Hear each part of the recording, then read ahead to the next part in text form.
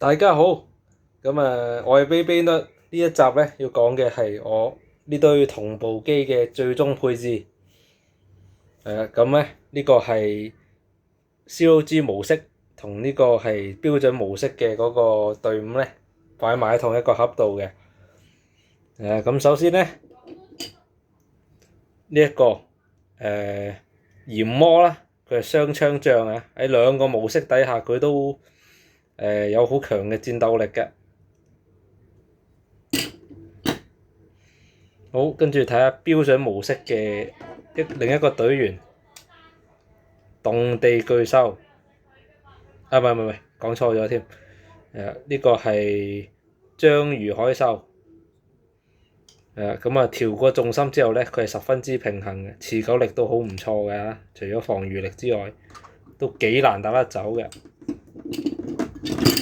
左回轉嘅呢個飛龍配左龍啦，一個都算係毒瘤嘅配置啊。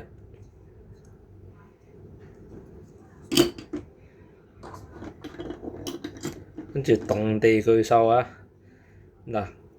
大家都可能未必估到啦，原來 XD 啊喺啲 X-Drive 喺呢個 COG 盤係非常之好用嘅。咁就真係對得住佢喺動畫入邊呢個全能嘅表現。仲有隻係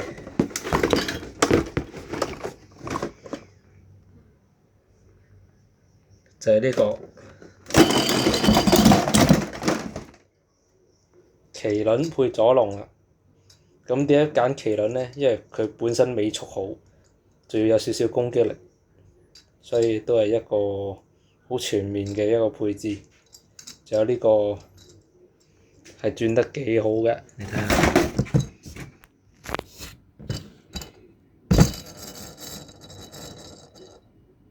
算係一個唔錯嘅個體。你見我冇揸住，我就咁背一下啫，所以秒數短啲嘅係。